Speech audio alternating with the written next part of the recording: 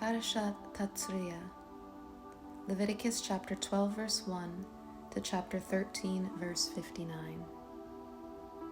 Chapter 12. And Adonai spoke to Moses, saying, Speak to Bnei Yisrael, instructing, if a woman conceives and bears a male child, then she will be unclean for 7 days, as in the days of her nida she will be unclean. In the 8th day the flesh of his foreskin is to be circumcised. She must wait during the blood of purification for 33 days. She is not to touch any holy thing, nor come into the sanctuary until the days of her purifying are completed.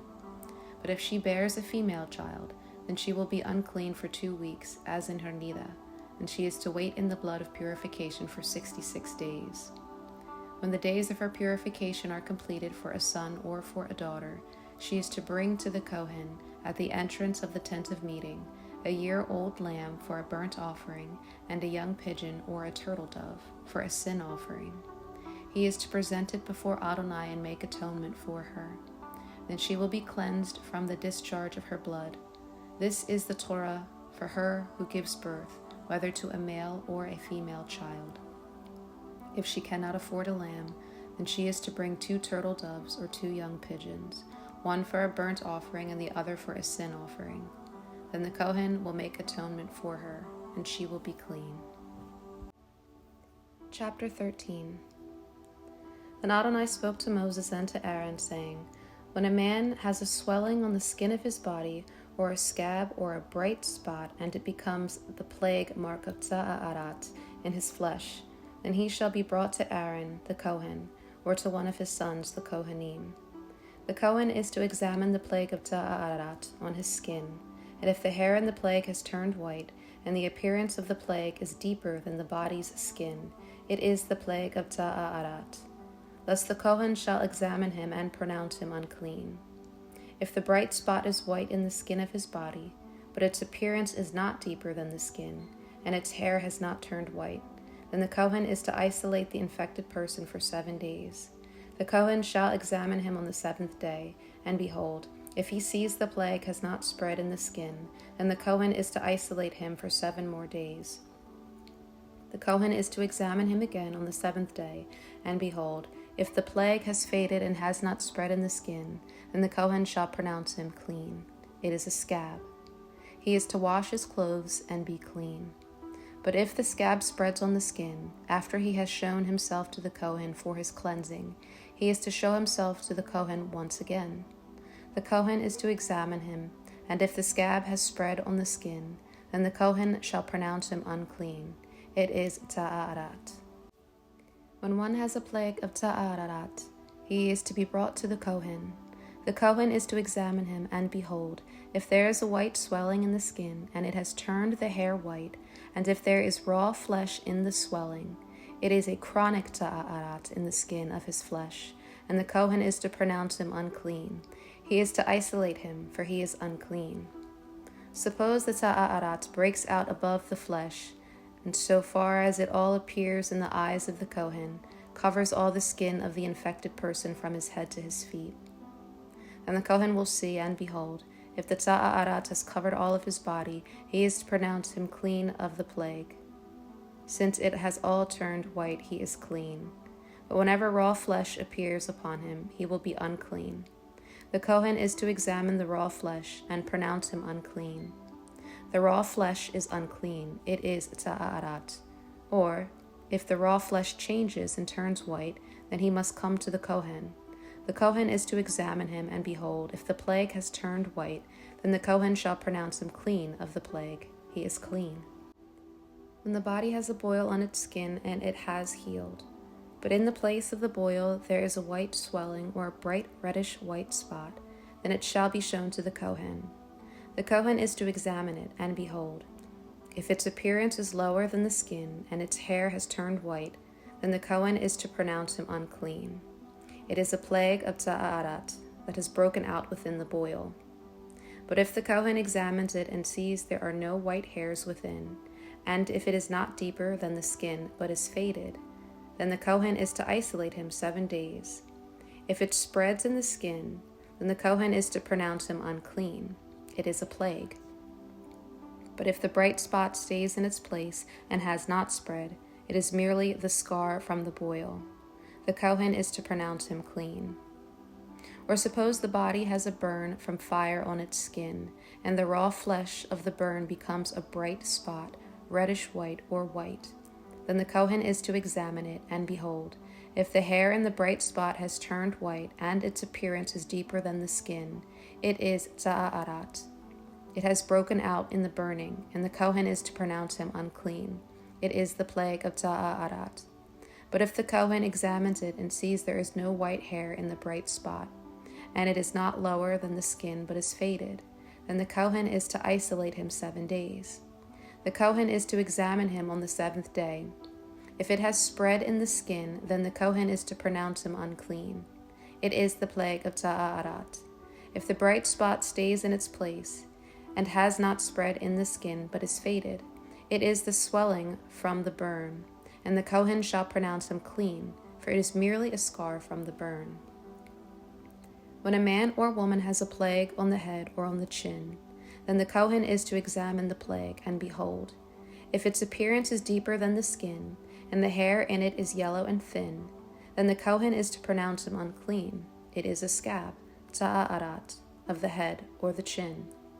If the Kohen examines the plague of the scab, and behold, its appearance is no deeper than the skin, and there is no black hair within, then the Kohen is to isolate the person infected with the scab for 7 days.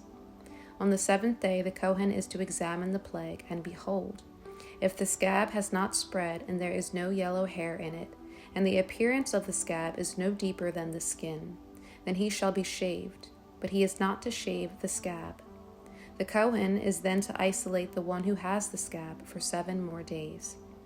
On the 7th day the Kohen is to examine the scab, and behold, if the scab has not spread in the skin, and its appearance is no deeper than the skin, then the Kohen shall pronounce him clean. He is to wash his clothes and be clean. But if the scab spreads in the skin after his cleansing, then the Kohen is to examine him, and behold, if the scab has spread in the skin, the Kohen may not look for the yellow hair, he is unclean.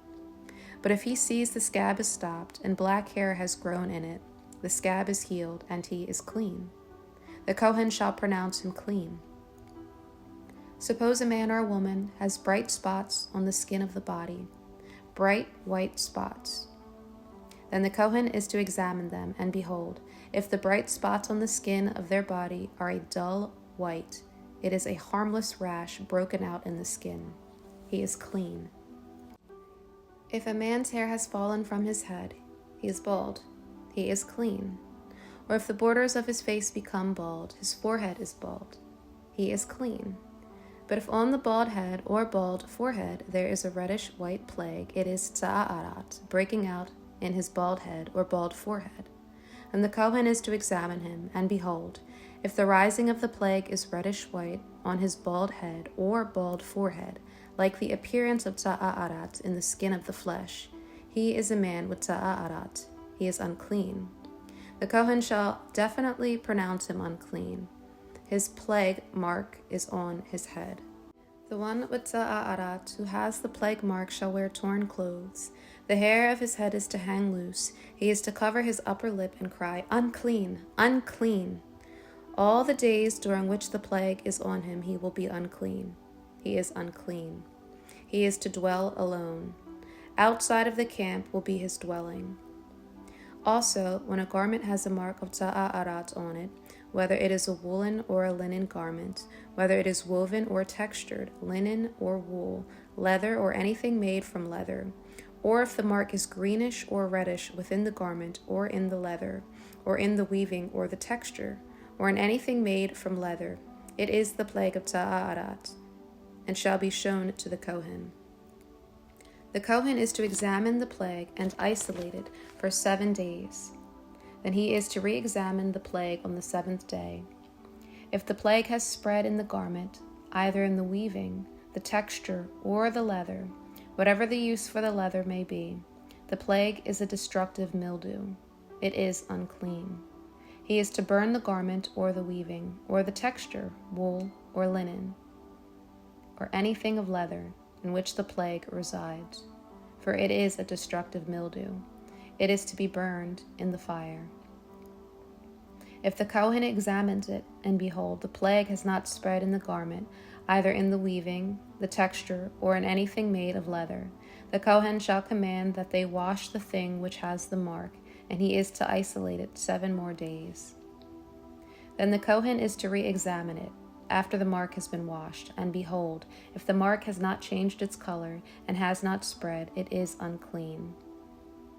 You are to burn it in the fire, whether the rot is inside or outside. If the Kohen looks and sees the mark has faded after it has been washed, then he is to tear it out of the garment, or the leather, or weaving, or texture.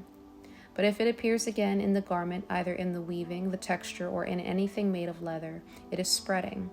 You are to burn with fire whatever has the mark. The garment, or weaving, or texture, or whatever leather item it is that you have washed, if the mark has departed from it, is to be washed a second time, and will become clean. This is the Torah for a mark of tza'arat, in a garment of wool or linen, either in the weaving, the texture, or in anything of leather, to pronounce it clean or to pronounce it unclean. 2 Kings chapter 4, verse 42 to chapter 5, verse 19. Now a man came from Baal Shalisha, and brought the man of God bread of the first fruits, 20 loaves of barley bread, and fresh ears of corn in his sack. Then he said, Give them to the people that they may eat. But his attendant said, What? Will I set this before 100 men? But he said, Give them to the people that they may eat, for thus says Adonai, they will eat and will have left over. So he set it before them, and they ate and had some left over, according to the word of Adonai. Now Naaman, commander of the army of the king of Aram, was a great man in his master's sight and highly esteemed, because through him Adonai had given victory to Aram. Though the man was a mighty man of valor, he had tza'arat. Aram had gone out in bands, and had taken captive a young girl from the land of Israel. So she served Naaman's wife. Then she said to her mistress, If only my lord went before the prophet who is in Samaria, then he would cure him of his tza'arat. So Naaman went in and told his master, saying, Thus and thus spoke the girl who was from the land of Israel. The king of Aram said, Go now, and I will send a letter to the king of Israel. So he departed and took with him 10 talents of silver, 6,000 pieces of gold, and 10 changes of clothes. He brought the letter to the king of Israel, saying, When this letter comes to you, behold, I have sent my servant Naaman to you, so you may cure him of his tza'arat. Now when the king of Israel read the letter, he ripped his clothes and said, Am I God to kill and to make alive, that this man is sending to me to cure a man of his tza'arat? But please consider, and see how he is seeking a pretext against me. Now when Elisha, the man of God, heard that the king of Israel had rent his clothes, he sent word to the king, saying, Why have you rent your clothes? Please, let him come to me, and he will know that there is a prophet in Israel. So Naaman came with his horses and his chariots, and stood at the doorway of the house of Elisha. So Elisha sent him a messenger, saying, Go and wash in the Jordan 7 times, and your flesh will be restored, and you will be clean. But Naaman was angered and walked away, saying, I thought he would surely come out to me. Stand and call on the name of Adonai his God, and wave his hand over the spot, and cure the tza'arat. Aren't Amana and Pharpar, the rivers of Damascus, better than all the waters of Israel? Couldn't I wash in them and be clean? So he turned and went away in rage. But his servants approached him and spoke to him and said, My father, if the prophet had told you to do something difficult, would you not have done it? How much more then, when he told you only to wash and be clean? So he went down and dipped himself 7 times in the Jordan, according to the word of the man of God. Then his flesh was restored like the flesh of a little child, and he was clean. When he returned with his entire retinue to the man of God, and came and stood before him, he said, Behold, now I know that there is no God in all the earth except in Israel. Now please accept a present from your servant.